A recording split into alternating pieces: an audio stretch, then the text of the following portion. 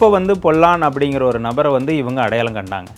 இப்போ அவர் ஒரு சுதந்திர போராட்ட தியாகி அப்படிங்கிறத எந்த இடத்துல வந்து ஒரு கல்வெட்டுகளா, ஓலைச்சுவடிகளா, இல்லை எந்த மாதிரி இதை வச்சு அவங்க வந்து அடையாளம் காங்குறாங்க?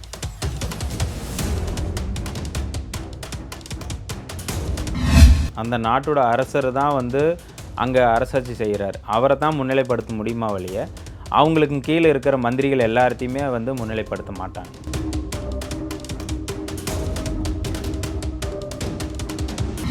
அதாவது ஒரு ஜாதியை சொல்லி அவங்க திட்டுறாங்க, அந்த ஜாதியை சொல்லி தான் அவங்கள வந்து இழிவுபடுத்துகிறாங்க அப்படின்னா, அந்த இடத்துல நம்ம வந்து கண்டிப்பாக அந்த சட்டத்தை வந்து அவங்க பயன்படுத்தலாம். அது சட்டத்துக்கான இடம்.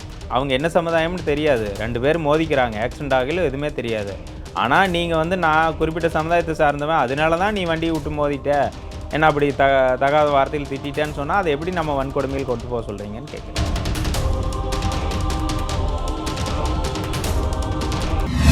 அந்த மக்களுக்காக ஏதாச்சும் முன்னேற்றத்துக்கு பண்ணுறாரா அப்படின்னா அதுவும் இல்லை. ஏதாச்சும் எங்கேயாச்சும் பிரச்சனை கிடைக்குமா, அந்த பிரச்சனையில் யார்கிட்டாச்சும் பணம் பிடுங்க முடியுமா அப்படிங்கிறத அவரோட முன்னெடுப்பார்.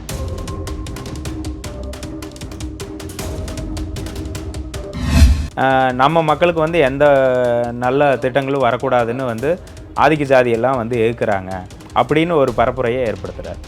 அப்போ அந்த இடத்துல பார்த்தா என்னமோ இவர் வந்து அவங்களுக்காக போராடுற மாதிரியும், நாங்கள் முழுசாக அவங்கள வந்து எதிர்க்கிற மாதிரியும் அப்படியெல்லாம் எங்களுக்கு கிடையாது. தமிழன் நாங்கள் வந்து ஆதி திராவிடர்கள் அப்படின்னு அவங்களே சொல்கிறாங்க. ஆதி திராவிட சமுதாயத்தை சார்ந்தவங்க அப்படின்னு. ஆதி திராவிடங்க அவங்க தமிழ் தான் பேசுவாங்க. ஆனால் ஏன் நீங்கள் வந்து அதில் தெலுங்கு பேசிக்கிட்டு நான் ஆதி திராவிடர்னு சொல்லிட்டு இவங்க தான் சொல்லிட்டு இருக்காங்க.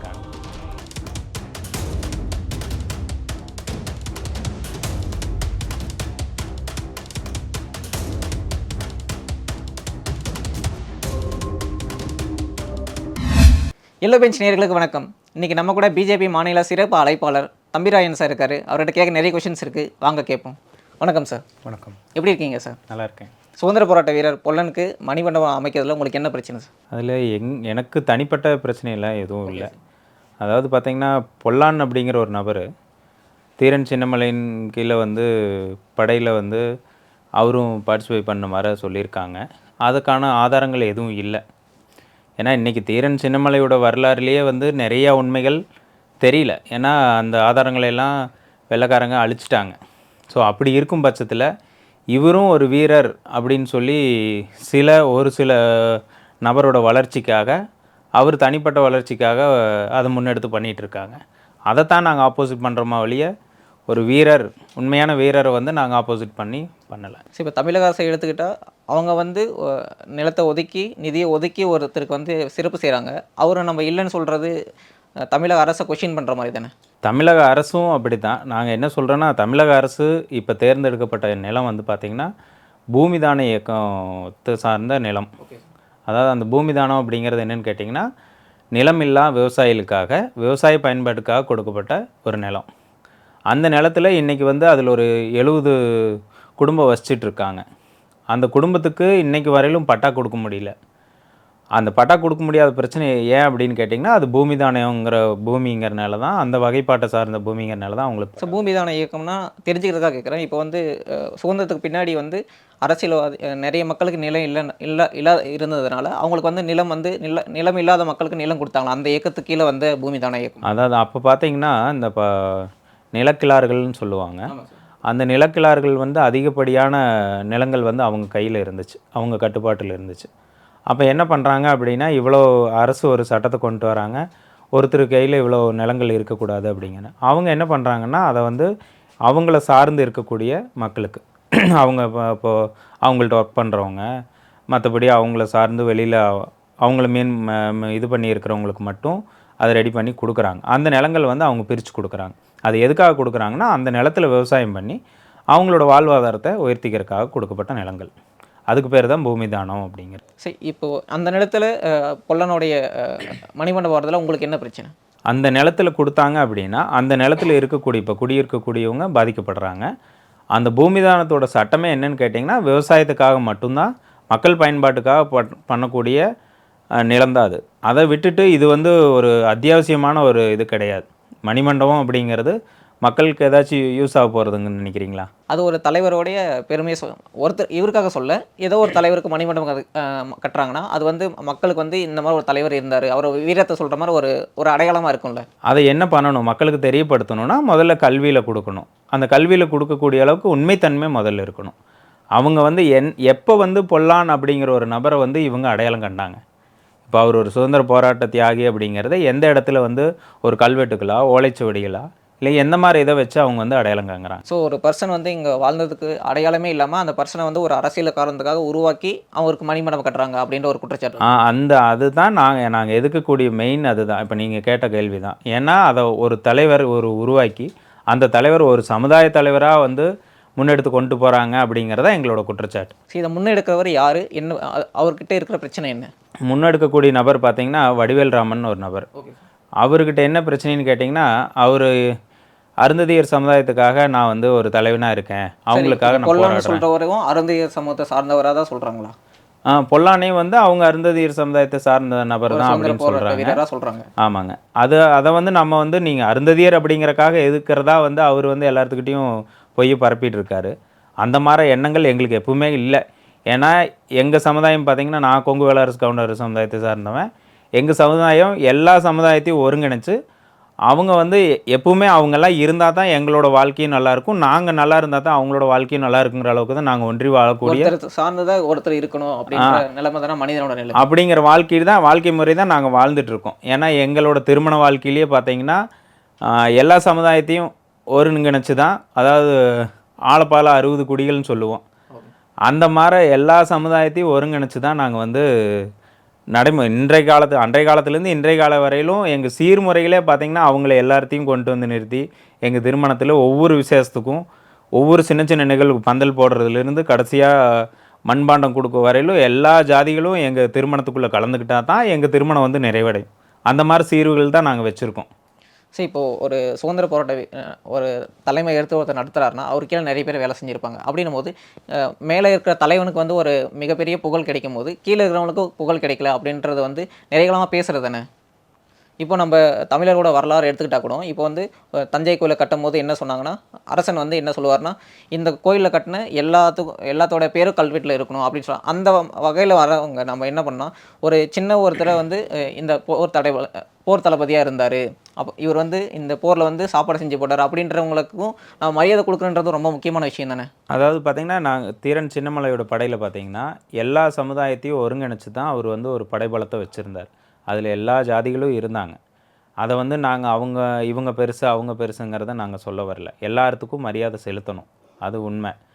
அவங்கள கௌரவப்படுத்தணும். அதை எங்கே கௌரவப்படுத்தணும் அப்படின்னா, இப்போது தீரன் சின்னமலைக்கு ஒரு மணிமண்டபம் இருக்குது, ஏற்கனவே இருக்குது. அதுக்கு விழா எடுக்கிறாங்க, அரசு விழாவாக எடுத்துகிட்ருக்காங்க.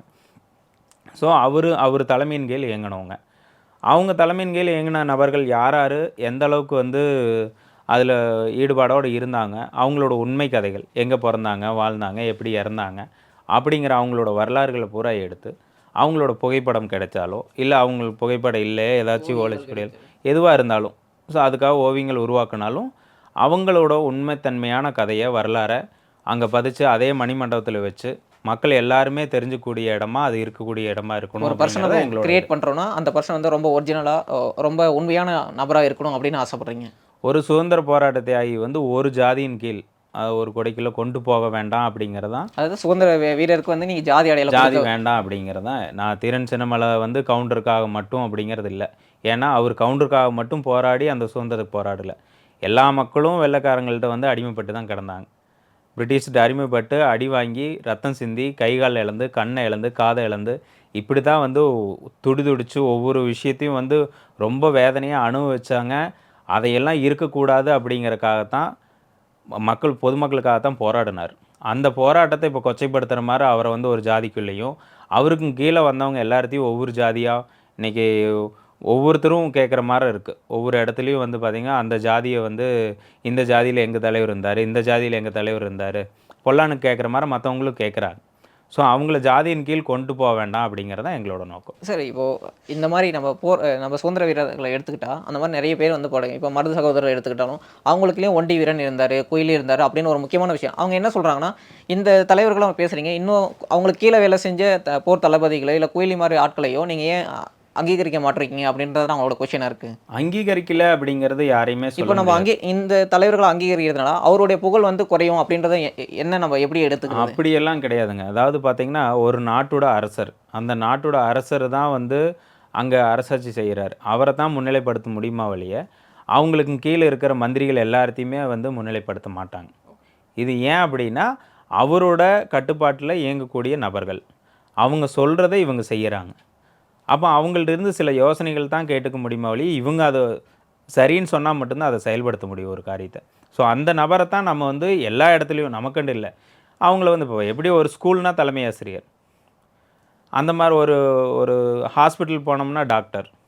ஸோ அப்படி தான் முன்னிலைப்படுத்த முடியுமா வழிய, எல்லா இடத்துலையும் எல்லாத்தையும் கொண்டு இல்லை இது நான் எனக்கு ஆப்ரேஷன் பண்ணையில் நர்ஸும் தான் கூட இருந்தாங்க, இல்லை அவங்களுக்கு கீழே ஒரு வார்டன் தான் வந்து அந்த கூட்டி தொடச்சது எல்லாமே ரத்தம் கீழே சிந்தினதெல்லாம் அவங்க தான் தொடச்சாங்க, அதனால அவங்களுக்கும் அதில் பங்கு இருக்குது அப்படின்னா, இருக்குது, பங்கு இருக்குது. அதுக்காக நம்ம அவங்கள வந்து முன்னிலைப்படுத்த முடியாது. சரி, இப்போ ஒரு நர்ஸோட வேல்யூயும் ஒரு தளபதியோட வேல்யூன்னு ஒருத்தரை சொல்கிறாங்களே, அதையும் நம்ம ஈக்குவல் பண்ண முடியாதுல்ல?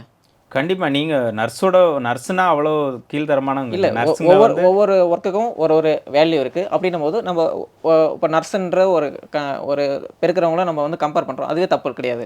நான் தப்பு அதான் அவங்கள தப்பே சொல்லலை. அவங்கனால தான் வந்து உயிர்கள் காப்பாற்றப்படுது. அந்த அளவுக்கு அவங்களும் உள்ளே ஒர்க் பண்ணுறாங்க. அவங்க அவ்வளோ வேல்யூவான பர்சன்ஸ், எந்த அருவருப்பும் இல்லாமல் மற்றவங்கள வந்து ஒரு நோயாளிகளை தொட்டு செய்யக்கூடிய இடத்துல இருக்காங்க. ஆனால் அந்த இடத்துல நீங்கள் போய் டாக்டர் காப்பாற்றினாங்கன்னு சொல்லுவீங்களா, நர்ஸு காப்பாற்றினாங்கன்னு சொல்லுவீங்களா? டாக்டர் காப்பாற்றினாரு. ஆனால் இப்போ வந்து ஒரு இடத்துல நீங்கள் சொல்கிறீங்க, இந்த இடத்துல வந்து போர் தளபதியும் முக்கியம், அரசனும் முக்கியம். அப்போ தளபதிக்கும் ஒரு ஒரு ஒரு அங்கீகாரம் கொடுங்கன்னு தானே கேட்குறாங்க. அதைத்தான் சொல்கிறேன். இன்றைக்கி தளபதி அரெஸ்டானா வந்து அந்த நாடு கைப்பற்ற முடியாது. ஒரு அரசரை அரெஸ்ட் பண்ணால் மட்டும்தான் அவங்கள வந்து கைது பண்ணிட்டாங்கன்னா அந்த நாட்டை வந்து அவங்க கைப்பற்ற முடியும். இதுதான் அங்கே வேல்யூ. அப்போ ஒரு தலைமையின் கீழ் அவங்களுக்கும் எல்லாத்துக்கும் பணி உண்டு. அவங்களும் சிறப்பான பணிகள் அவங்களே அவங்கள அங்கீகரிக்கணும், அதுதான். ஆனால் வந்து அவங்கள வந்து ஒரு தனியாக கொண்டு போய் அவங்களுக்காக இது எங்கள் ஜாதி சார்ந்தவங்க இது இப்படி பண்ணினாங்க, அதனால வந்து எங்கள் ஜாதியின் கீழ் போகணும் அப்படிங்கிறது கூடாது அப்படிங்கிறது தான் எங்களோடது. ஸோ அடுத்ததாக பார்க்கும்போது இப்போ வந்து வன்கொடுமை சட்டத்தை வந்து தப்பாக பயன்படுத்துகிறாங்க அப்படின்ற ஒரு குற்றச்சாட்டு இருக்குது. இதை நீங்கள் முன்னாடி பேசும்போது சொல்லியிருக்கீங்க. என்ன நடக்குது சார் அங்கே? அதாவது பார்த்திங்கன்னா, வன்கொடுமை சட்டம் அப்படிங்கிறதே இன்னும் யாருக்குமே அந்த புரிதலே இல்லாமல் இருக்காங்க. இப்போ ஒரு ஜாதியை கொண்டு அவங்க ஒரு கீழ்த்தரமான நபர் அப்படிங்கிற ஒரு விஷயமா சொல்லி அவங்கள வந்து ஒரு கேவலப்படுத்துறதோ இல்லை அவங்கள கொடுமைப்படுத்துறதோ அந்த மாதிரி இருந்துச்சு அப்படின்னா கண்டிப்பாக அது வன்கொடுமை தான். இப்போ நீங்கள் ரோட்டில் போகிறீங்க, ஒரு ஆக்சிடெண்ட் ஆகுது, அதில் ஒரு சமுதாயத்தை சார்ந்தவரும் இன்னொரு சமுதாயத்தை சார்ந்தவங்களும் தெரியாமல் ஏதோ ஒரு பிரச்சனைகள் ஏற்படுது, அடிதடி ஏற்படுதுன்னு வச்சுக்கோங்க. அந்த இடத்துல வந்து அந்த இன்னொரு நபர் போய் என்னை வந்து கேவலமாக பேசிட்டாங்க, அதனால அவர் மேலே வந்து நான் பிசிஆர் வழக்கு வன்கொடுமை சட்டம் கொடுக்கணும், நீங்கள் அந்த சட்டத்தில் தான் வந்து வழக்கு தொடுக்கணும் அப்படின்னு சொல்லி கேட்குறாங்க. இது எப்படி நியாயமாக எடுத்துக்க முடியும்? சரி, நம்ம ரொம்ப முக்கியமான விஷயத்துக்கு வந்துடுவோம். என்னென்னா, இப்போ வந்து நம்ம சமூகத்தில் ஒருத்தங்களை திட்டும் போது வசை சொற்கள் நிறைய பேர் யூஸ் பண்ணுவாங்க. அப்படின்னும் போது ஒரு கீழ் ஜாதின்னு சொல்லப்படுற ஒரு ஜாதி பேரை வச்சு வசை சொற்கள் சொல்கிறோம்ல, அது வந்து அவங்கள வந்து அஃபெக்ட் பண்ணுது அப்படின்ற ஒரு முக்கியமான விஷயமும் இருக்குது. ஏன்னா நீங்கள் வந்து தெரிந்தோ தெரியாமலோ ஒரு உங்களை சொல்லலை, இப்போ பயன்படுத்துகிறவங்க தெரிந்தோ தெரியாமலோ ஒரு ஜாதியோட பேரை வந்து அவங்க மேலே பயன்படுத்தும் போது அது அவங்கள வந்து அஃபெக்ட் ஆகுது அப்படின்றதானே அங்கே பேச்சாவே. கண்டிப்பாக நான் அதை இல்லைன்னு மறுக்கல. அதாவது ஒரு ஜாதியை சொல்லி அவங்க திட்டுறாங்க, அந்த ஜாதியை சொல்லி தான் அவங்கள வந்து இழிவுபடுத்துகிறாங்க அப்படின்னா அந்த இடத்துல நம்ம வந்து கண்டிப்பாக அந்த சட்டத்தை வந்து அவங்க பயன்படுத்தலாம், அது சட்டத்துக்கான இடம். நான் என்ன சொல்கிறேன்னா, இதில் எப்படி நடக்குதுன்னு கேட்டிங்கன்னா, ஒரு திருட போகிறான். நம்ம ஊருக்கு பக்கத்தில், ஈரோடு பக்கத்தில் கோபின்னு ஒரு ஏரியா. அங்கே வந்து நைட்டு 2 மணிக்கு போய் கோழி திருடுறாங்க, ஆடு எல்லாம் வந்து பட்டியில் திருடுறாங்க. அதை வீட்டுக்குள்ளேருந்து வெளியில் வர முடியாமல் பயந்துக்கிட்டு வெளியில் லாக் பண்ணிடுறாங்க. ஆக்சுவலாக திருட போனவங்க ஜன்னல் வழியாக பார்த்துட்டு அவங்க பக்கத்தில் ஃபோன் பண்ணி சொல்லி சத்தம் போடுறாங்க, திருடன். இவங்க ஓடி ஒண்டிக்கிறாங்க. அந்த நபரை வந்து 5 மணி வரலும் காலையில் வரலும் தேடுறாங்க, கண்டுபிடிக்க முடியல. காலையில் அந்த வண்டியை ஒரு பக்கம் ஒளிச்சு வச்சுட்டு போகிறான், அவன் அந்த வண்டியை எடுக்கிறக்காக வர்றான், அப்போ மாட்டிக்கிறான். அப்போ என்ன பண்ணுறாங்கன்னா, ஊர் மக்கள் அவங்கள பிடிச்சி அடித்து போலீஸ் வர சொல்லி போலீஸுக்கிட்ட ஒப்படைச்சிட்றாங்க. அப்போ அந்த இடத்துல வந்து அவங்க என்ன ஜாதி என்ன ஏதுங்கிறது தெரியாது. அவர் ஒரு திருட வந்திருக்காரு, ஒரு தப்பு பண்ண வந்திருக்காரு, அவரை வந்து பிடிச்சு கொடுத்து பொதுவாக அவங்க திருட, அவங்க யார் என்னன்னு தெரியாது. போலீஸ் விசாரணையில் அவங்க யார் என்னங்கிறது தெரிய வருது. அதுக்கப்புறம் தான் அது எல்லாமே நடக்குது. ஆனால் அதை வந்து நீங்கள் வன்கொடுமையில் கொண்டு போகணும், இவங்க எஸ்சிங்கிறனால அடிச்சிட்டாங்க அப்படின்னு, அப்போ எஸ்சி வந்து திருட வந்தால் இவங்க பார்த்துட்டு இருப்பாங்களா? ஸோ இங்கே வந்து வன்கொடுமை அவங்கள பாதுகாக்க கொண்டு வந்த சட்டத்தை தப்பாக பயன்படுத்துகிறாங்க அப்படின்றத உங்களோட விமர்சனம். நிறைய இடங்கள்ல அதுதான் நடக்குது. ஒண்ணும் இல்ல, இப்போ அதே உதாரணம் சொல்லலாம். நம்ம ஊருக்கு பக்கத்திலேயே கோவில் விழா நடக்குது. அந்த கோவில் விழால ஒரு பெண்ணை வந்து கைய பிடிச்சு இழுத்து, ஒரு சின்ன பெண்ணை வந்து கைய பிடிச்சு இழுத்து வம்பு பண்றாங்க. அத பார்த்துக்கிட்டு இருந்த அங்க ஒரு நபர் வந்து, "எதுக்குடா இந்த மாரி பண்றீங்கன்னு?" புடிச்சு அடிச்சிடுறாரு. அடிச்சு அதோட பிரச்சனை முடிஞ்சு அவங்க பாட்டுக்கு போயிடுறாங்க. அதில ஒரு நபர் போயிட்டு அத காசு பார்க்கணுங்கிறதுக்காக அவர கூட்டிட்டு போய் ஹாஸ்பிட்டல்ல சேர்த்தி, இது வந்து ஆதிக்க ஜாதி அடிச்சு கொடுமை பண்ணிட்டாங்க அப்படின்னாங்க. இத எப்படி நீங்க எடுத்துப்பீங்க? அந்த இடத்துல அந்த பொண்ணு பாதிக்கப்படுறாளா? அந்த இடத்துல அந்த ஜாதி சார்ந்தவங்க பாதிக்கப்படுறாங்களா? சரி, இப்போ வந்து அந்த வன்கொடுமை வந்து ஒரு பிரச்சனை நடக்குது, இதை நம்ம யூஸ் பண்ணி இதை தப்பிச்சிடலாம் அப்படின்ற மாதிரி அதான் யூஸ் சொல்றேன் பண்றாங்க. பாருங்க. ரோட்ல வந்து விபத்து நடக்குது. அவங்க என்ன சமுதாயம்னு தெரியாது. 2 பேரும் மோதிக்கிறாங்க. ஆக்சிடென்ட் ஆகல எதுவுமே தெரியாது. ஆனா நீங்க வந்து நான் குறிப்பிட்ட சமுதாயத்த சார்ந்தவன், அதனால தான் நீ வண்டிய விட்டு மோதிட்ட. என்ன அப்படி தகாத வார்த்தையில் திட்டிட்டேன்னு சொன்னா, அத எப்படி நம்ம வன்கொடுமையில் கொண்டு போக சொல்றீங்கன்னு கேட்கிறேன். சரி, இப்போ பிசிஆர் சட்டத்தை எடுத்துக்கிட்டா அதில் வந்து நிறைய வந்து தப்பாகவும் பயன்படுத்துகிறாங்க, நிறைய இடத்துல சரியாகவும் பயன்படுத்துகிறாங்க. அப்போது நம்ம பிசிஆர் சட்டத்தில் இருக்கிற அந்த ஓட்டைகள் இதை தப்புகளை தானே கொஷின் கேட்கணும். நம்ம எப்படி பிசிஆர் சட்டத்தையே கொஷின் கேட்க முடியும்? நான் பிசிஆர் சட்டமே வேண்டான்னு நான் சொல்லல. பிசிஆர் சட்டம் வந்து அதாவது நம்ம இந்த கொங்கு மண்டல பெல்ட்டை பொறுத்தவரையிலும், கொங்கு பெல்ட்டை பொறுத்தவரையிலும் ஜாதி ரீதியான கொடுமைகள் அந்த மாரி இதுவரையிலும் பெரிய லெவல்ல நடந்த மாரி இல்ல. ஆனா இது வட மாநிலங்கள்ல பார்த்தீங்கன்னா நெறைய இருக்கு. ஸோ அது நம்ம கேள்விப்பட்டிருக்கிறோம். அதுவும் நியூஸா தான் கேள்விப்பட்டிருக்கோம். நேரடியா நம்மளும் பார்க்கல. அந்த மாரி இடங்கள்ல வந்து கண்டிப்பா இந்த பிசிஆர் சட்டங்கள் வந்து தேவை. வன்கொடுமை சட்டம் கண்டிப்பா தேவை. இங்க வந்து தேவையா அப்படின்னா, இங்கேயும் தேவை. எந்த இடத்துலன்னா, அவங்க பாதிக்கப்படுறாங்க. அது வந்து கரெக்டான இடத்துல கரெக்ட். கரெக்டான இடத்துல யூஸ் பண்ண சொல்லி தான் சொல்றோம். நீங்க கேஸே போட வேண்டாம் அப்படிங்கிறது எங்களோட நோக்கம் கிடையாது. அதை யார் தப்பு, தேவையில்லாம போடாதீங்க. அதை யார் யார் தப்பாக பயன்படுத்துகிறாங்களோ அவங்க மேலேயும் நடவடிக்கை எடுக்கணும். அதுல பார்த்தீங்கன்னா, ஒரு சில நபர் இப்போ பார்த்தீங்கன்னா, அதுல ஒரு அமௌண்ட் வருது அப்படிங்கிறக்காக, இப்போ நான் வந்து உங்கள வந்து ஒரு மிரட்டுறது. நீ வந்து காசு குடு அப்படின்னு சொல்லி அப்படி மிரட்டுறது. இல்லைன்னா நான் பிசிஆர் கேஸ் போடுவேன். பிசிஆர் கேஸ் போடுவேன்னு சொல்லி மிரட்டுறது. இது பணத்துக்காக வந்து அந்த சட்டத்த பயன்படுத்துறது. ஒரு ஒரு நல்ல நிலையில இருக்கக்கூடியவங்க வழக்கு அப்படின்னாவே பயப்படுவாங்க. அப்போ பிசிஆர் வழக்கு அப்படின்னா, அதனால நம்மள தப்பிக்க முடியாது. நம்ம மோசமான கேஸுன்னு நெனச்சுட்டு அவங்க பயந்துட்டு பணம் குடுக்குறாங்க. அதனால இப்போ வந்து கவர்மெண்ட் என்னன்னா, ஒரு பிசிஆர் கேஸ் ரெஜிஸ்டர் பண்ணுறோன்னா, இப்போ போலீஸ் டிபார்ட்மெண்ட்டோ இல்லை தமிழ்நாடு அரசோ இந்த மாதிரி கேஸ் ரெஜிஸ்டர் பண்ணும்போது 2 தரப்பையும் கேட்டுட்டு கரெக்டாக பார்த்துட்டு இது பிசிஆர் கீழ வருமா அப்படின்னு பார்த்து ரெஜிஸ்டர் பண்ணணும் இத அப்படின்னு வந்து சொல்றீங்க. அவங்க விசாரிச்சு செய்யணும். இது என்னன்னு கேட்டீங்கன்னா, ஃபர்ஸ்ட்டு வந்து எஸ்பி தான் வந்து இது எஃப்ஐஆரே முதல் தகவல் அறிக்கையே பண்ணுனாங்க. அதுக்கப்புறம் இப்போ டிஎஸ்பி கண்காணிப்பாளர் வந்திருக்காரு. த அவங்க மூலியமா தான் இப்போ வந்து எஃப்ஐஆர் போடுற மாரி சூழ்நிலை இருக்கு. ஸோ அதை எல்லாமே மீறி பார்த்தீங்கன்னா, அவங்க முதல்ல கம்ப்ளைண்ட் குடுத்ததையும் இரு தரப்பையும் விசாரிக்கணும். என்ன நடந்துச்சு? அங்க வந்து வன்கொடுமை தான் நடந்துச்சா அப்படிங்கிறத முதல்ல தெரிஞ்சுக்கணும். அத தெரிஞ்சுக்கிட்டு அவங்க வழக்கு பதிவு பண்ணா பரவால்ல. இப்ப என்னன்னா, அந்த சட்டப்படி இவங்க கொண்டு கம்ப்ளைண்ட் குடுத்ததையும் எதையுமே விசாரிக்க வேண்டியதில்ல. எஃப்ஐஆர் போட்டுறணும் அப்படிங்கிறதான் அந்த சட்டம் இருக்கு. அத எப்படி ஏத்துக்க முடியும்னு தான் கேட்கிறேன். சரி, இவ்வளோ முக்கியமான விஷயம் பேசுகிறீங்க அப்படின்னும் போது நீங்கள் என்ன விதமாக இந்த சொசைட்டியில் இயங்கிட்டு இருக்கீங்க? இயங்கிட்டு இருக்கேன்னு பார்த்தா பொது சேவைகளும் பண்றோம். நான் தொழில் தான் பண்ணிட்டு இருக்கேன்.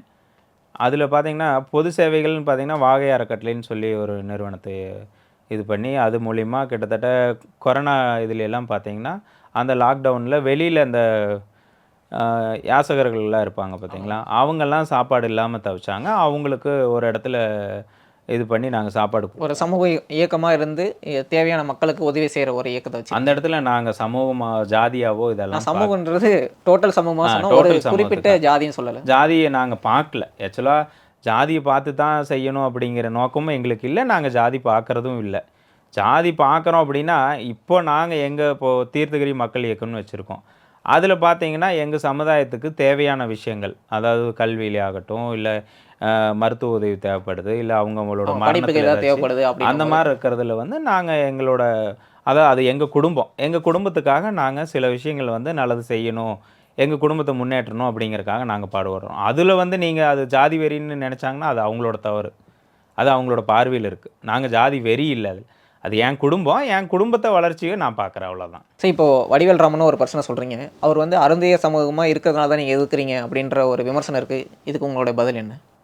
அப்படியெல்லாம் இல்ல. அவர் வந்து அருந்ததியர் அப்படிங்கிறக்காகலாம் நாங்க ஏற்கல. அதாவது வடிவேல் ராமன் ஒரு நபர் பார்த்தீங்கன்னா, அவரோட வெளியில எப்படி சொல்லிக்கிறாரு அப்படின்னா, "நான் அருந்ததியர்களுக்காக, அந்த மக்களுக்காக நான் போராடிட்டுருக்கேன். அந்த மக்கள் வந்து மேம்படுத்தணும்னு போராடுறேன்" அப்படின்னு. அந்த மாரி ஏதாச்சும் போராட்டங்கள் முன்னெடுத்திருக்கிறாரான்னு முதல்ல அவரோட வரலாற பாருங்க. அந்த மாரி எந்த விஷயங்களுமே கிடையாது. அவங்க கல்விக்காக ஏதாச்சும் வந்து இப்ப நான் சொல்லக்கூடாது. பட் அவங்க ஏரியாக்குள்ளேயே நான் ஒரு 2 குழந்தைகள படிக்க வச்சுட்டுருக்கோம். அவங்க சமுதாயத்த சார்ந்தவங்களே. செஞ்சத சொல்லக்கூடாது, அவங்க பேர சொல்ல வேணாங்கிறதுக்காக சொல்றேன். ஸோ அந்த மாரி ஏதாச்சும் அவரு முன்னெடுத்திருக்கிறாரா? இன்னைக்கு எந்த தொழிலுமே கிடையாது. 2 வாகனம் வச்சிருக்காரு. 2 வாகனத்துக்கான எப்போ போனாலும் ஒரு 4 பேர், 5 பேர் கூட. அவங்களுக்கு சாப்பாட்டு செலவு, டீ செலவு. இன்னைக்கு தனியா வெளியில போனாவே அவ்வளோ செலவு, விலைவாசில அவ்வளோ செலவு. விலைவாசிகள் அவ்வளோ ஏறி இருக்கு. நாங்க தனியா ஒரு பைக்ல போயிட்டு வந்தாவே ரூ. 200 பெட்ரோல் அடிக்கணும். ஒரு ரூ. 200 செலவாகும். குறைஞ்சபட்சம் அந்த அன்னைக்கெல்லாம் பார்த்தீங்கன்னா, அந்த ரூ. 100 எப்படி அப்படி இப்படின்னு ஆகி ஒரு ரூ. 500 செலவாயிடும். ஒரு நபர். இதில் நீங்க கூட வந்து ஒரு கார் எடுத்துட்டு, அதில ஒரு 5 பேர் வச்சுட்டு போயிட்டு வந்தீங்கன்னா, ஒரு நாளைக்கு எவ்வளவு செலவாகுது? அந்த செலவுக்கான அமௌண்ட் எங்கேருந்து வருது? அது எந்த தொழிலுமே பண்றதில்ல. நீங்க வந்து ஒரு பிசினஸ் பண்றாரு. இந்த பிசினஸ்ல அவருக்கு பணம் வந்துட்டுருக்குது அப்படின்னா, நம்ம ஏத்துக்கலாம். எதுவுமே இல்லாம அவரு எப்படி செலவு பண்றாரு? சரி அப்படிதான் செலவு பண்றாரு அப்படின்னா, அந்த மக்களுக்காக ஏதாச்சும் முன்னேற்றத்துக்கு பண்றாரா? அப்படின்னா அதுவும் இல்ல. ஏதாச்சும் எங்கேயாச்சும் பிரச்சனை கிடைக்குமா? அந்த பிரச்சனையில யார்ட்டயாச்சும் பணம் புடுங்க முடியுமா? அப்படிங்கிறத அவரோட முன்னெடுப்பா ஸோ இருக்கு. இந்த மாரி பிசிஆர் கேஸு இதெல்லாம் இன்ஃப்ளூயன்ஸ் பண்றதுல இவருக்கும் ஒரு மிகப்பெரிய பங்கு இருக்கு ஆமா, அப்படின்னு. கண்டிப்பா. இந்த கோபி பிரச்சனையிலேயே பார்த்தீங்கன்னா, திருடர்கள வந்து போலீஸ் வந்து அரெஸ்ட் பண்ணி அடிபட்டதுனால ஜிஹெச்ல வச்சிருக்காங்க. அங்க போயி இவரு வந்து அவங்களுக்கு சொல்லிக் குடுக்குறாரு. நீங்க வந்து அந்த மக்கள் உங்க மேல வாயில ஒண்ணு கடிச்சாங்க. அத சொல்லுங்க. அப்பதான் அவங்க மேல பிசிஆர் ஆகும். அப்படின்னு சொல்லிக் ஸோ குடுத்து ஒரு பிசிஆர் கேஸ்க்கான ஒரு ஒரு ஒரு சிச்சுவேஷன் நடக்கவே இல்ல. நீங்க பிசிஆர் சிச்சுவேஷன் நடந்த மாரி ஒரு சிச்சுவேஷன கிரியேட் பண்ணி சொல்லுங்க அப்படின்னு சொல்றாரு. அந்த மாரி நெறைய விஷயங்கள், நெறைய இடங்கள்ல அது குறிப்பிட்டு சொல்லிக்கிட்டே போலாம். அவர் மேல நெறையா புகார்கள் வந்திருக்கு. சிஎஸ்ஆர் கூட 2, 3 இது நாங்களே குடுத்துருக்கோம். அந்த மாரி விஷயங்கள பூரா அவர் முன்னெடுப்பாரு. அதுக்காக தான் அவர வந்து நாங்க எதுக்குறோமா ஒழிய, அவர் தனிப்பட்ட முறையில அவருக்கு எனக்கு பகையோ ஸோ எங்க எஸ்டாப்ளிஷ்மெண்ட்ல இருக்கிற ஒரு சட்டத்த வந்து தப்பா பயன்படுத்துறதுக்கு அவர் உதவுறாரு. கண்டிப்பா. அதாவது உதவுறாரு அப்படின்னு உதவிங்கிறதே இல்ல. இந்த உதவுறாரு. இடத்துல எப்படின்னா, தப்பா செயல்படுறாரு. தப்பா ஒருத்தர வந்து தப்பா வந்து தப்பு வழிநடத்துறாரு. செய்ய முயற்சி செய்றாங்க அப்படிங்கிறத சொல்ல முடியும். இதுல உதவின்னு சொல்றதுக்கு ஒண்ணுமே இல்ல. ஏன்னா, அவங்க ஒரு திருடர்கள். அவங்கள வந்து அரெஸ்ட் பண்ணிக்கிறாங்க. அவங்க நீதிமன்றம் அது உண்மையா பொய்யான்னு அவங்க விசாரிச்சுக்கிறாங்க.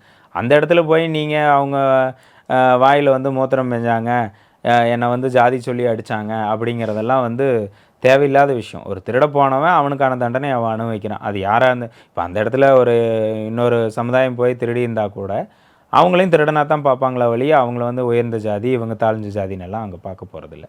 அந்த மாரி முன்னெடுப்புகள் வந்து தவறான முன்னெடுப்புகள். இந்த வடிவேல் ராமன பொறுத்தவரையில எப்படின்னு கேட்டீங்கன்னா, நெறையா விஷயங்கள் சொல்லிக்கிட்டே போலாம். இந்த ஏதாச்சும் கம்பெனியில வந்து ஏதாச்சும் பொல்யூஷன் பிரச்சனை இருக்கா? இதில அம் பாறையெல்லாம் உடைக்கிறாங்கல்ல, அந்த மாரி இடங்கள்ல ஏதாச்சும் பிரச்சனை இருக்குதா? இல்ல ஏதாச்சும் கம்பெனியில ஏதாச்சும் தப்பு நடக்குதா? இல்ல அங்க ஏதாச்சும் நம்ம ஆட்கள் வேலை செய்றாங்களா? அவங்க இப்ப மூலியமா பிரச்சனை தொழிற்சாலையில ஏதாவது ஒரு ஏற்படுத்தலாம். பிரச்சனை இருக்குன்னா, அத யூஸ் பண்ணி நம்ம எப்படி பணம் பண்ணலாம் அப்படின்ற பணம் மாரி. பண்ணலாம். இப்படி நான் ஏன் ஒண்ணுமே பிசினஸ் இல்லாம இவங்க எப்படி செலவு பண்றாங்கன்னா, இந்த மாரி தான். ஸோ இதையெல்லாம் தான் நாங்க எதிர்க்கிறோமா ஒழிய, அந்த அருந்ததியர் சமுதாயத்தையே நாங்க எதிர்க்கல. ஆனா அவங்க எப்படி சொல்றாங்கன்னா, இங்க வந்து ஆதிக்க ஜாதி. இந்த ஆதிக்க ஜாதியினர் பார்த்தீங்கன்னா, முழுக்க முழுக்க வந்து அருந்ததியர்களுக்கு எதுவுமே செய்யறக்கு விடமாட்டேங்கிறாங்க. அப்படிங்கிற மாரி குற்றச்சாட்டுகள் அவர் நெறைய வைக்கிறாரு. இப்ப பக்கமா பார்த்தீங்கன்னா, ஒரு இடத்துல வந்து அருந்ததியர் அந்த நல்லமங்கவளையன்னு சொல்லிட்டு ஒரு காலனி. அந்த அர்ஜுன் காலனிக்கு வந்து பாத்ரூம் கட்டுறாங்க. அந்த பாத்ரூம் கட்டுறது வந்து பார்த்தீங்கன்னா, ஆ அதாவது ஒரு அரசிடம் இருந்து எடுக்கவே முடியாத ஒரு நிலம். மந்தை புறம்போக்கு நிலம்னு சொல்லுவாங்க. மாடு மேய்க்கல் புறம்போக்குன்னு சொல்லுவாங்க. அந்த மேய்க்கல் புறம்போக்க வந்து எந்த சட்டத்திலயும் வந்து மாற்றி அமைக்கவே முடியாது. ஸோ அப்படிப்பட்ட இடத்துல பாத்ரூம் கட்டுறாங்க. நாங்க என்ன இது பண்ணோம்னா, அந்த இடத்துல கட்ட வேண்டாம். அது என்னைக்கு இருந்தாலும் அந்த அரசு வந்து அத இடிச்சிரும். அதான் அந்த துறையை சார்ந்தவங்க வந்து அவங்களுக்கு நிலம் தேவை அப்படின்னா எடுத்துருவாங்க. அப்போ மக்கள் வரி பணம் வேஸ்ட் ஆகும். அது வேஸ்ட் ஆகக்கூடாதுங்கிறக்காக பக்கத்திலேயே 18 சென்ட் இருக்குது. அது வந்து புறம்போக்கு நிலம். அந்த காலனிக்கு சேர்ந்த இடம். அந்த காலனி ஒதுக்கப்பட்டப்ப அந்த நிலமும் ஒதுக்கப்பட்டது. ஸோ அந்த நிலத்தில கட்டி குடுங்க. அது எப்பவுமே நிரந்தரமா அது இருக்கும் அப்படிங்கிறக்காக. ஆனா இத வந்து அவர் எப்படி சொல்றாரு அப்படின்னா, நம்ம மக்களுக்கு வந்து எந்த நல்ல திட்டங்களும் வரக்கூடாதுன்னு வந்து ஆதிக்க ஜாதியெல்லாம் வந்து எதிர்க்கிறாங்க. அப்படின்னு ஒரு பரப்புரைய ஏற்படுத்துறாரு. அப்ப அந்த இடத்துல பார்த்தா என்னமோ இவரு வந்து அவங்களுக்காக போராடுற மாரியும், நாங்க முழுசா அவங்கள வந்து எதிர்க்கிற மாரியும். அப்படியெல்லாம் எங்களுக்கு கிடையாது. அருந்ததி சமுதாயத்தை எல்லா சமுதாயம் சேர்ந்து எதிர்க்கிறாங்க. எங்கள வந்து ஒடுக்குறாங்க. எங்களை கொடுமை பண்ணுறாங்க அப்படின்னு இவங்களாம் க்ரியேட் பண்ணிகிட்டு இருக்காங்களே வழிய அந்த மாதிரி எந்த விஷயங்களும் நடக்கிறதில்ல. இப்போ பார்த்தீங்கன்னா நலங்கம்பாளையத்தில் அருந்ததி சமுதாயம் இருக்காங்க. அவங்களுக்கு வந்து கழிப்பிட வசதி இல்லை. அந்த கழிப்பிட வசதிக்காகவும் சுடுகாட்டு வசதியும் இல்லை. அந்த சுடுகாட்டுக்காகவும் நாங்கள் வந்து இன்றைக்கி வந்து நம்ம ஆட்சியரிடம் முறையிட்டிருக்கிறோம். மாவட்ட ஆட்சியர்கிட்ட மனு கொடுத்துருக்குறோம். என்ன அப்படின்னா, அந்த கழிப்பிடம் கட்டுறதுக்கு அங்கே நிலம் இருக்குது. அந்த நிலத்தை நாங்கள் அடையாளம் காட்டி அவங்களுக்கு வந்து அந்த மனுவிலேயே வந்து அந்த நிலத்தோட இதை போட்டு சர்வே நம்பரை போட்டு நாங்கள் கொடுத்துருக்கோம். ஸோ அதில் கட்டலாம். 18 சென்ட் இருக்குது. ஈஸியாக அது ஒரு 2 சென்ட் 3 சென்ட் தான் வரும். அந்த பாத்ரூம் கட்டினா அவங்க காலத்துக்கும் அதை பயன்படுத்த முடியும். அது மக்கள் பயன்பாட்டுக்காக அவங்களுக்கு ஈஸியான ஒரு இடமாவும் இருக்கும். அடுத்தது பார்த்திங்கன்னா இந்த சுடுகாடும் அப்படி தான். பக்கத்துலேயே 2 ஏக்கர் இருக்குது. அந்த 2 ஏக்கரில் நாங்கள் கேட்டிருக்கிறது என்னென்னா, அது அவங்களுக்குன்னு ஒரு நிரந்தரமாக ஒரு இடத்த பங்கி கொடுத்து அந்த பங்குப்பட்ட இடத்துல அவங்க வந்து பயன்படுத்திக்கிட்டோம். அதை மக்கள் வந்து ரெகுலராக பயன்படுத்துகிற மாதிரி அரசு வந்து வழிவகை செய்யணும். அவங்க சிரமப்படக்கூடாது. ஒருத்தர் இறந்துட்டா இறந்ததை வந்து சிறப்பாக அவங்கள நல்லடக்கம் பண்ணுறது தான் அவங்க வழி அனுப்பி வைக்கிறது தான் வந்து உண்மையான நம்மளோட தமிழர் பண்பாடு. நம்மளோட பண்பாடு அதுதான். அப்போ அந்த இடத்துல இறந்ததுக்கப்புறம் எங்கே கொண்டு அவர் வைக்கிற அப்படிங்கிற ஒரு கஷ்டத்தை யாரும் படக்கூடாது அப்படிங்கிறது தான் எங்களோட நோக்கம். அதுக்காக நாங்கள் வந்து நிரந்தரமாக இப்போ வந்து இன்னொரு இடத்துல கொண்டு வைக்கிறாங்க. அது வந்து அதே அப்படியே சொன்ன மாதிரி தான். அது மந்தை நிலம், மேய்ச்சல் நிலம்னு சொல்லுவோம், மேய்க்கல் புறம்போக்கு. அதில் அவங்க வந்து பயன்படுத்தக்கூடாது. ஏன்னா அது பார்த்திங்கன்னா அது விவசாயத்துக்காக மட்டும் நிலமில்லா விவசாயிகள் பயன்படுத்தக்கூடிய இடம். ஸோ அந்த மாதிரி இடத்துல வந்து நிரந்தரமாக இல்லாமல் நீங்கள் வந்து நிரந்தரமான ஒரு இடம் அவங்களுக்காக ஒதுக்கப்பட்டு அந்த சுடுகாடுகள் எல்லாம் அவங்களுக்கு ஏற்படுத்தி கொடுக்கணும் அப்படிங்கிறக்காக தான் நாங்கள் போராடுறோம். ஆனால் அதையும் இவர் வந்து என்னென்னா, எங்களுக்கு சுடுகாடு இல்லாமல் இவங்க பண்ணிட்டாங்க, எங்களுக்கு வந்து இந்த இடத்துல பாத்ரூம் இல்லாமல் இவங்க தடுக்கிறாங்க, ஆதிக்க ஜாதியினர் வந்து எல்லா விஷயத்தையும் எங்களை வந்து ஒடுக்குறாங்க அப்படிங்கிற மாதிரி எல்லாம் வந்து க்ரியேட் பண்ணிகிட்ருக்காரு. இதன் மூலிமா அந்த மக்களுக்கும் நான் சொல்கிறேன், அவங்களுக்காக ஒவ்வொரு இடத்துலையும் நாங்கள் இறங்கி போராடவும் தயார். இன்றைக்கும் நிலம் இல்லாத பட்டாவை கூட வாங்காமல் நிறையா பேர் குடியிருந்துட்டு இருக்காங்க. அதுக்கான அடுத்த முயற்சிகளையும் எடுத்துக்கிட்டு இருக்கோம். இப்போ பாத்ரூம் கட்டுறக்கும் அந்த முயற்சிகளை எடுத்திருக்கோம். கழிப்பிட வசதி செஞ்சு தரக்கும், சுடுகாட்டையும் பண்ணி தரப்போகிறோம். இதெல்லாம் கண்டிப்பாக அவங்களுக்கு பண்ண போகிறோம். இதை கண்டிப்பாக அவங்களுக்கு தெரியணும் அப்படிங்கிறக்காக இதை சொல்கிறேன். அதை அவங்க புரிஞ்சுக்கணும். அருந்ததியர்களுக்கு நிறைய பிரச்சனைகள் இருக்கிறதா இப்போ நடந்த ஈரோடு இடைத்தேர்தலில் கூட பேசுனாங்கல்ல சார்? அதுதான் சொல்ல வரேங்க. இப்போது சீமான் ஒரு விஷயத்த சொல்கிறாரு. அவர் வந்து அந்த அந்த அரசியல் பேச வேண்டாம்னு நினைக்கிறேன். அந்த ஏரியாக்குள்ளே போகையில் எங்களை அருந்ததியர் மக்களை கேவலப்படுத்திட்டாங்க அப்படின்னு சொல்லி இந்த வடிவேல் ராமன் தான் வந்து கேஸ் கொடுக்குறாரு. அந்த மாதிரி ஒன்றும் அந்த பெரிய விஷயமெல்லாம் அங்கே நடக்கலை. அப்படி நடந்திருந்தால் அந்த மக்கள் வந்து அங்கே விட்டுருக்கவே மாட்டாங்க அவரை. ஸோ அவர் வந்து அதில் தெளிவாக தான் இருந்தார். அவர் ஒன்றும் அந்த இடத்த தவறான விஷயத்த செய்யலை. சீமான் பேசுனது அருந்ததியர் மக்கள் வந்து தெலுங்குக்காரங்க அப்படின்ற மாதிரி பேசியிருந்தார்ல. அதாவது இங்கே வந்து மொழியை வச்சு தான் வந்து அரசியலே பண்ணுறாங்க. தமிழ்னு சொல்லிட்டு அப்படி சொன்னாங்க அப்படின்னா இவங்கெல்லாம் தெலுங்கர்கள் தான். நீங்கள் ஒரு நம்ம ஏரியாவை பொறுத்தவரையிலும் தமிழரை பொறுத்தவரையிலும் தமிழை தவிர எதுவுமே தெரியாது. தமிழர் அப்படின்னா அவங்களோட தாய்மொழி தமிழ் தான். அவங்க தமிழ் மட்டும்தான் பேசுவாங்க. அது நீங்கள் எந்த ஜாதியாக இருந்தாலும். அதில் வந்து இவங்க தெலுங்கல் பேசுகிறாங்க அப்படின்னா இவங்க வந்து வெளியிலேருந்து வந்தவங்க அப்படிங்கிறதான் அவர் சொல்கிறார். அவங்க வந்து ஒதுக்கி வைக்கணும் அப்படிங்கன்னெல்லாம் அவர் சொல்லலை. இவங்க தமிழை பற்றி பேசணும், தமிழர்கள்னு சொல்கிறனால. ஏன்னா தமிழ் மட்டும் தெரிஞ்சவங்க தான் தமிழர்கள். தமிழை விட்டு வேறு மொழி கற்றுக்கிட்டவங்க தமிழ் இல்லைன்னு சொல்லலை. தாய்மொழியாக கொண்டவங்க, தமிழை மட்டும் தாய்மொழியாக கொண்டு வீட்டுக்குள்ளேயே பேசக்கூடிய மொழி. நீங்கள் என்ன வீட்டில் பேசுவீங்க? தமிழ் பேசுவேன். அப்போ நீங்கள் தெலுங்கு பேச மாட்டீங்களே. அப்போ தெலுங்கு பேசுகிறவங்கள என்னென்னு சொல்லுவீங்க? சரி, தெலுங்கு பேசுகிறவங்கள தப்பாக சொல்கிறது நம்மளுடைய நோக்கம் கிடையாது. அவங்கள வந்து சொல்லலை தப்பு. அவங்க வந்து தெலுங்கு பேசுகிறவங்க இங்கே வாழக்கூடாது அப்படிங்கிறதெல்லாம் இல்லை.